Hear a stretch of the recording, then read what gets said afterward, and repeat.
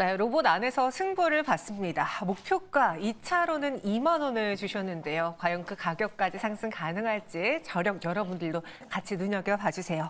그럼 오늘 시장이 선택한 종목들은 무엇이 있을까요? 더 들고 가야 될지 매도해야 될지는 이 두 분과 함께 더 긴급하게 전해드리겠습니다. 이번 시간 이성훈 이사 변영희 대표 나왔어요. 어서 오세요. 네, 반갑습니다. 네, 반갑습니다. 코스피가 상대적으로 강한 시장입니다. 그 안에서 어떤 종목들이 들썩였을까요? 첫 번째 주제 만나보시죠. 미국 에너지 관련주 강세가 지속되고 있는데요. K조선으로 대응할까요? 오늘 장에서도 에너지 관련주, 전력기기주들, 최근에 좀 언급했던 전기 전선주들 강하고요. 그리고 원전주도 움직이고 있고 여기에 조선까지 상승세를 보여주고 있는데 조선 둘러싸고 있는 이슈가 좀 많아 보여요. 오늘 장 상승 배경 무엇입니까? 아무래도 미중 분쟁에 대한 가능성이 부각이 되는 모습이었어요. 철강과 관련된 노조, 전미철강 노조 중심으로 해서 이의를 제기를 하는 모습이었고요. 미국 무역대표부에 이의를 제기를 했습니다. 이 부분에 대한 점은 확장이 될 수 있는 게 어떤 부분이냐라고 하면은 공정거래 저해 관련 보복 규정이 있어요. 그러면 이 규정 같은 경우가 적용이 되었을 때 미국 같은 경우에 야드죠. 미국의 노선 부분, 그 다음에 직접적인 미국에 들어가는 배 같은 경우가 중국 도크로 제조된 배 같은 경우는 못 들어갈 수가 있습니다. 그렇다 보니 이를 놓고 시장 안에서는 반사적인 수혜라고 말을 할 수가 있겠는데 구체적으로 한번 보면 최근에 그 고부가가치 LNG선과 관련해서 중국 같은 경우에 일부 수주가 나타나고 있어요. 도크가 꽉 찬 상황이다 보니까 단가 같은 경우도 좀 저렴한 부분에 수주가 나타나고 있는데 이에 대한 부분의 수주가 전면 중단이 될 수 있는 점이겠고요. 여기 더해져서 우리나라 정책적으로 고부가가치선 선박입니다. 우리가 수소 같은 경우를 액화해서 이 부분을 싣고 갈 수 있는 배 같은 경우에 이제 R&D 비용을 투자를 한다라는 점이겠어요. 정책과 함께 지금 우리나라 수주로 유리하게 바뀔 수 있는 환경이 부각이 되는 것으로 보입니다. 네, 말씀해 주신 것처럼 이 전미 철강 노조 등 5개의 노동조합이 미중 갈등 속에서 이 조선 쪽을 건들면서 오늘장 조선주들 중국이 지금 조선 시장에서 1등이잖아요. 근데 미국이 이 중국을 배척한다? 그럼 2등인 우리나라 쪽으로의 수혜가 떨어지지 않을까라는 기대감에 오늘 관련주들이 움직이고 있는데 사실 이뿐만 아닙니다. 조선주를 둘러싸고 있는 에너지 이슈도 체크를 해봐야 돼요. 살짝 자랑을 해보자면 저희가 지난 2월 28일에 이제 태조 이방원은 가고 조방원 온다라는 내용의 브리핑을 다뤄본 적이 있습니다. 당시 조선, 방산, 원전 좀 따로 보여지는 섹터처럼 나타나지만 실제로 보면요. 최근 그 전력난 벌써부터 우리 증시는 대응하고 있잖아요. 그로 인해서 원전이 움직였고 여기에 오늘은 이제 나중에 전력이 부족하고 그렇게 되면은 해운 가격도 그러니까 그 운임가도 오르고 이러고 또 최근에 정유주 유가가 오르다 보니까 이 조선주의 경우에도 수혜로 떨어지는 거 아니냐라고 이어지면서 오늘장 조선주를 더 힘을 붙이고 있습니다. 이 매력도에 대해서는 좀 길게 봐도 괜찮을지 오늘 일단 상승한 거는 그 미국 중국 간의 갈등이라고 치면 더 길게 봤을 때 조선의 매력, 에너지에서도 찾아볼 수 있을까요? 사이클 상으로는 유리한 환경입니다. 이게 피크가 아닌 부분이다 보니까 우리가 현재 성과 상황을 보고 그 다음에 추가적으로 발주될 수 있는 성과에 대한 좀 업사이드죠. 이 부분은 그리스 선주가 투기 발주의 성격이 있다 보니까 실제 그 발주를 위로 낼 수 있는 경향이 있어요. 이 부분은 여름에 나타날 수 있겠는데 지금 상황에서 보더라도 주가가 조금 빠른 측면은 있지만은 이 부분을 놓고 지금 전체적으로 이어진 실적에 대한 레벨들을 봤을 때 물론 실적이 나올 때는 조선주가 고점이기는 하지만은 지금의 실적 단계를 봤을 때는 아직 투자 매력은 있는 구간임을 말씀을 드릴 수 있겠습니다. 투자 매력이 있다. 여기에 삼성증권 리포트도 한번 같이 봐볼까요? 최근에 이 조방원이 뜬다라고 했지만 그 안에서 조선주들이 상대적으로 주가 수익은 좋지 못했습니다. 왜 그랬냐면요. 3가지 이유가 있어요. 첫 번째, 증시 밸류 프로그램에서 상대적으로 소외를 받았습니다. 아직 PBR이 높고요. 주주 완화 정책 시행 여력이 부족하기 때문이죠. 두 번째는 HD 현대 마린솔루션 상장으로 인해서 조선주 내 수급 잠식 효과가 발생 가능하기에 불확실성이 있었고 세 번째, 1분기 실적 부진 우려까지 더해졌습니다. 그런데 중요한 건 여기서 주가 부진 이유 1번과 2번이 펀더멘탈이 아닌 주식 수급단의 이슈이기 때문에 1차원적이고 그리고 세 번째 실적 부진 우려도 일시적인 현상이다. 하반기에는 실적 개선이 예상된다라고 했습니다. 오히려 최근의 스코어를 보면은 말씀해 주신 것처럼 우호적인 환경이 조성되어 있거든요. 선박 발주량 늘었죠. 그리고 선가지수 역사상 최고 수준에 근접하고 있죠.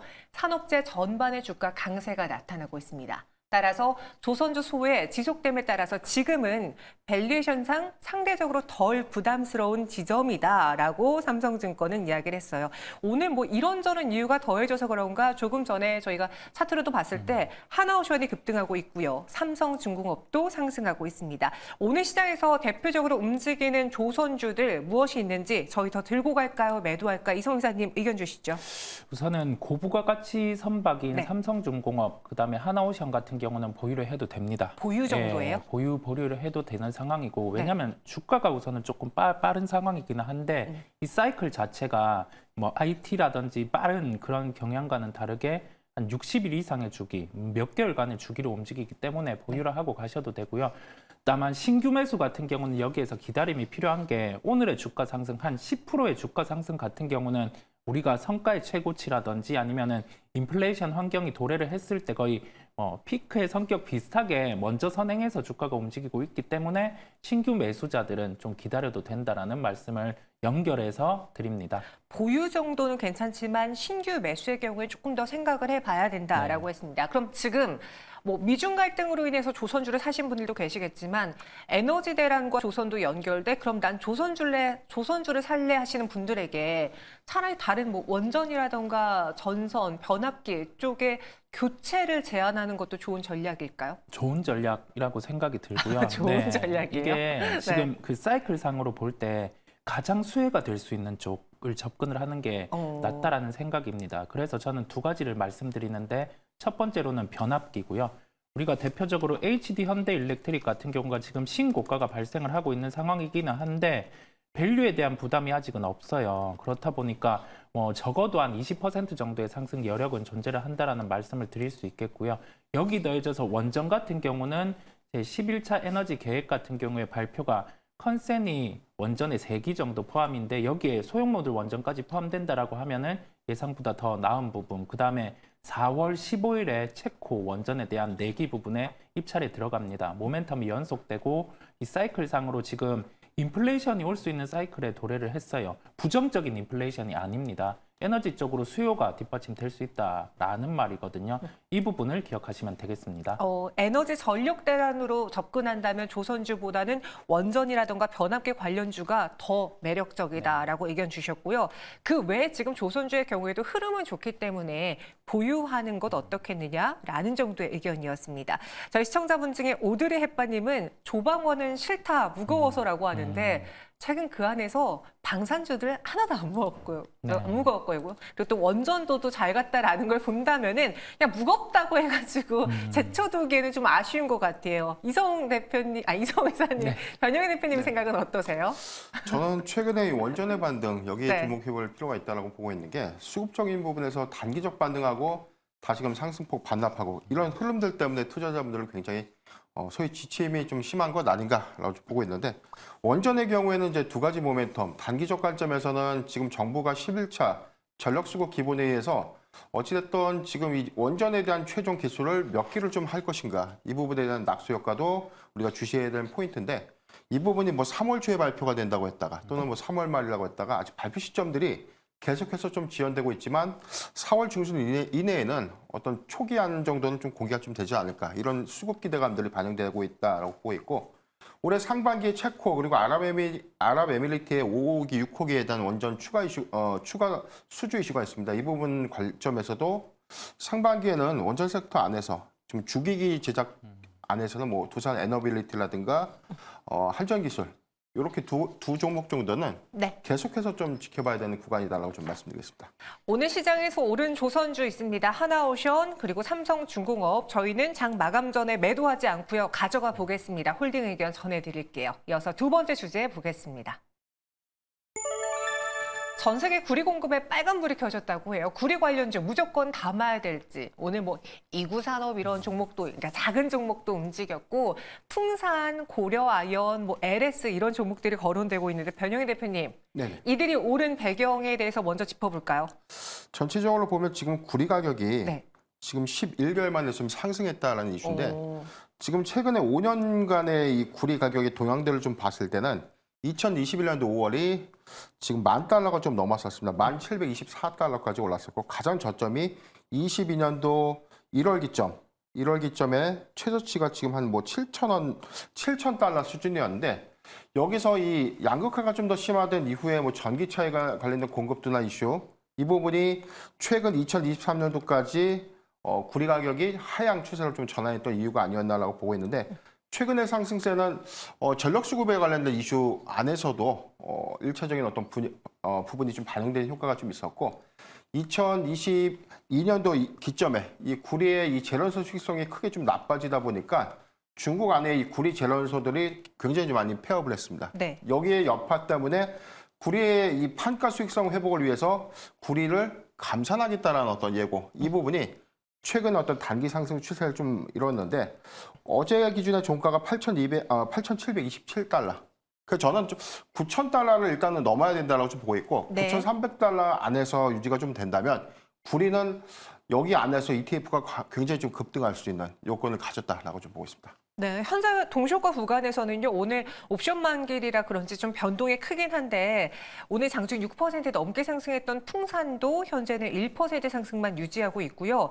LS도 움직였었는데, LS 장중 10% 가까운 급등이 무색하리만큼 현재는 4에서 5% 내림세를 보여주고 있습니다. 이제 구리 관련 테마라고 하면은 이 동물 재련하는, 동을 가지고 무언가 사업을 영위하는 고려아연, 풍산, LS가 대표적으로 떠오르죠. 이 종목 오늘 매도했어야만 하는 겁니까? 아니면 들고 가는 게 맞는 겁니까? 우선 지금 구리 관련주에서 오늘 가장 수급이 좋았던 종목이 이구산업입니다. 네. 일단 뭐 소형주이기도 하고요. 과거에 구리 이슈가 부각됐던 지난해 제 기억에서는 여름경으로 좀 기억을 하는데 당시에도 이구산업이 구리 관련된 어떤 이슈 때문에 장중에 좀 상한가 안착했던 이력들이 좀 있었고 오늘의 경우에는 뭐 대창이라든가 서원이 그 다음에 3%대, 2%대. 그래서 오늘 거래량을 좀 대비해 본다면 크게 수급에 좀 반영되는 효과는 없었다라고 보고 있지만 오늘 거래량은 상징적인 의미가 있다라고 좀 말씀드렸기 때문에 지금 일단 톤당 구리 가격이 11개월 최고치 갱신했고 9,000달러 안착한 이후에 9,300달러까지 만약에 돌파 가능하다면 구리 테마는 당분간 이 수급이 또 조금 더 지속될 수 있는 가능성이 있다고 보고 있고 단순하게 비철금속 관련주만 볼 것이 아니라 최근에 뭐 전력 수급 관련된 이슈 여기에 주 원재료가 바로 구리입니다. 아, 또 여기도 구리예요? 그렇죠. 오. 그래서 변압기, 전력기기의 가장 큰 이 원재료의 핵심 파이, 원가 구성을 굉장히 좀 많이 차지하고 있는 변압기 구성 요소 안에서도 전력기기라든가 전선주 이런 종목들도 연계해서 좀 지켜봐야 되는데 오늘 동시수급 안에서는 구리라는 이 상승 어떤 기대감들 안에서는 전력기기, 전기전선에 관련된 상승 포함도 내포는 좀 되고 있지만 여기서 상승세가 조금 더 지속된다면 저는 비철금속 관련주도 계속해서 좀 지켜봐야 된다라고 좀 말씀드리겠습니다. 네. 아, 그럼 여기서 LS 한 종목만 더 볼게요. 지금 3.55% 상승 마감하는 듯 했었다가 동시효과 구간에서 갑자기 파란불이 들어오고 있습니다. 눈에 띄는 건요. 3월 4일 이후로 하루도 빼지 않고 연일 상승세를 보여주고 오늘 전고점 트라이를 하다가 윗꼬리가 달린 상황이에요. 이성 이사님, 네. LS 지금 여기서는 좀 수익 실현을 하는 게 맞습니까? 아니면 전고점 뚫어내면 그때부터 또 시작입니까?